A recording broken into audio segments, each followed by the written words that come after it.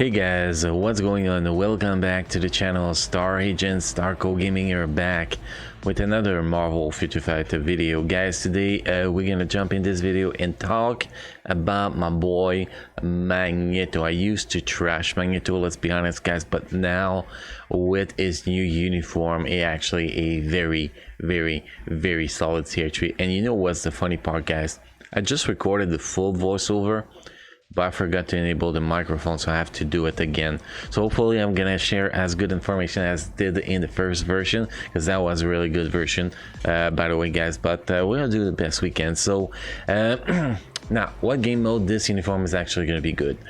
Shadowland, always been a god in Shadowland. This Magneto 100 plus was already very easy for him, so that's just going to be easier for him.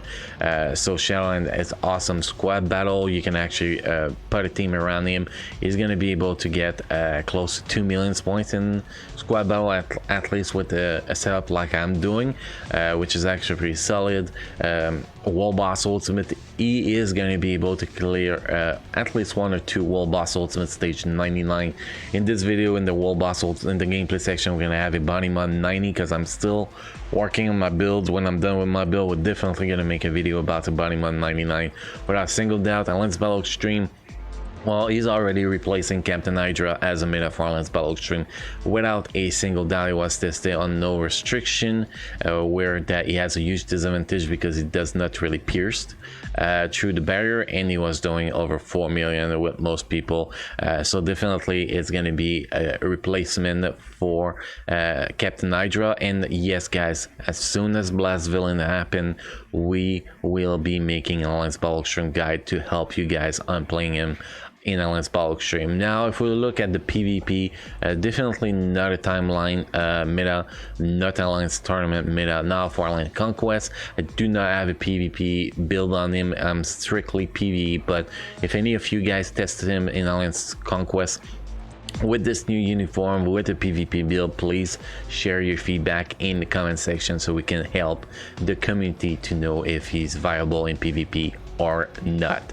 So with that said guys, that pretty much cover all the game mode. What we're gonna do here is we're gonna take a look at the build we have, the skill rotation and all that stuff, the uniform effect, uniform bonus, and all that we have on him. Then we're gonna jump into the gameplay section, which is a body mod stage 90 and squad battle. I really love squad battle. I share that now in every video I can, if the team is a meta team, obviously. So let's get started with the stat sheet. Here we have max skill cooldowns 48.69% ignore defense. I'm still waiting on getting the uniform to Eric to get that ignore defense from the 3rd slot. Critical damage 163%. Again, I'm waiting for the uniform to be mythical for this one to get that bonus critical damage from there. Until then, I will have to use claw with him pretty much in Alliance Battle Extreme. Critical rate 73.93%, pretty close to cap. We should be able to tweak that a little bit later on. Attack speed 124%, energy attack 45,000, and the dodge rate you can see is pretty low at 62%. But again, I'm waiting. I need to buy the first uniform, because I don't have Rocket Raccoon team suit. So next uniform sell, we're gonna get a little bit of a dodge rate from there, and when we unlock the legendary uniform, we're gonna get a dodge rate from there, which should probably max out that dodge without too much problem. So yes, with those stats, I think that a stage 90 on the body mod is actually quite impressive in my personal opinion. If we look at the hero we have one blessing here, which is a skill cooldown energy attack. Then we have 7 energy attack, we have 4 critical rate, we have 6 critical damage, and we have 2 dodge hero, and that's pretty much the hero setup. So nothing really, you know, nothing crazy here, nothing OP, nothing pay to win or anything like that in there, definitely. If we look at the ESO set, we have a power of Angry Hulk set bonus stage 10 in effect. The stats we get here are all attack, all defense, critical rate 8.5%, attack speed 7.7%, ignore defense 8.1%. The activation rate is 12% chance when attacking, plus 32% increase of all attack for 20 seconds with a cooldown time of 56 seconds. If we look at the custom gear, we have a CTP Rage. Obviously, CTP Rage is the only viable obelisk on him, well, CTP on him, to be a meta in any of the game modes. If you don't put that on, you're not gonna be able to do a stage 99 in the World Boss Ultimate.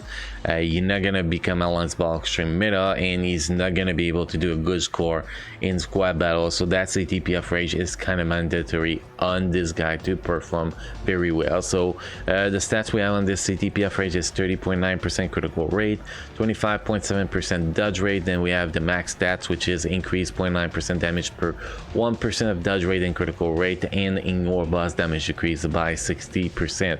Now if we look at the uniform, the uniform is rare. I talked about the uniform a little bit already during the stat sheet, so you guys know what the uniform look like a little bit. So we got one bonus option available. Like I said, I'm gonna get this one when I can.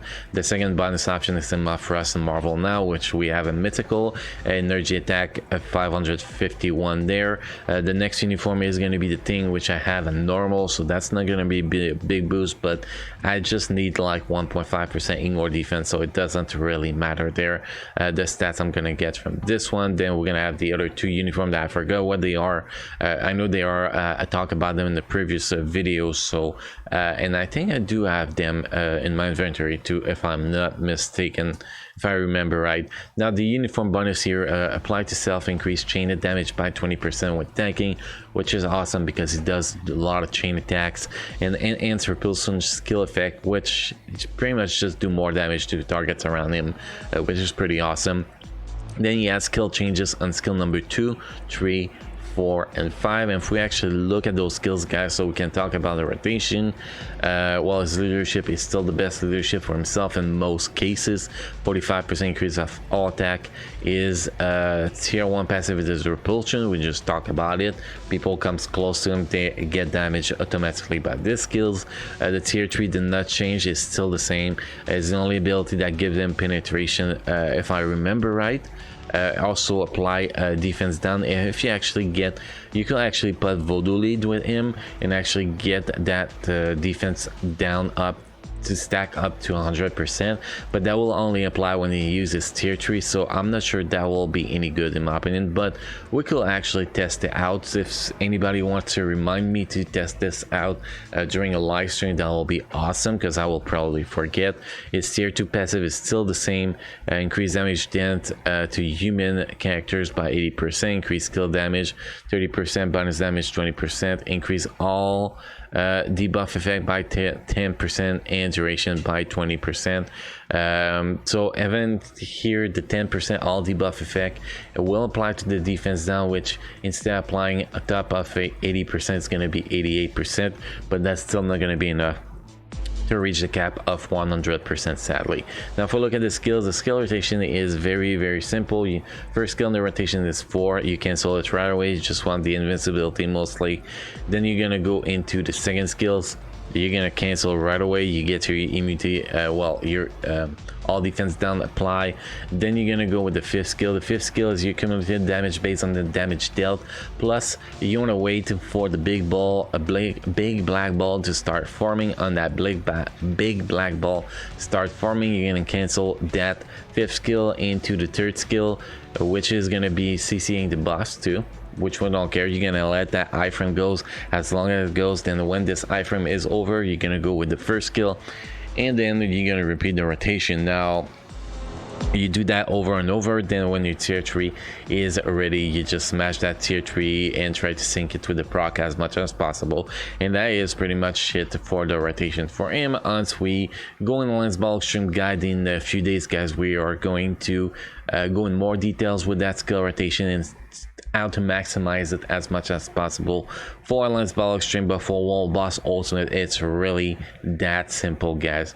4 2 5 3 1, 4 2 5 3 1, and I think the tier 3 should be ready by then, or you might have to use an extra couple skills. But yes, that's going to be that easy to actually make it happen. If you use the purple skills, just use the purple skills on cooldown. If it's not paired with the tier 3, the damage is still going to be there. I mean, for the Captain Hydra and the Weapon X team up, obviously, as most people wonder about that. So anyway, that's pretty much all we're going to say about this guy. This guy's awesome. This guy is the most must-have uniform if you you have Magneto at tier 3 or plan to get Magneto at tier 3, or if you're competitive in the Let's Battle stream, you're gonna need this guy without a single doubt, guys. So without a single doubt. So next thing we're gonna do, we're gonna jump into World Boss Ultimate, a Bunny 90, then we're gonna jump in Squad Battle to show you guys how I perform in those game mode.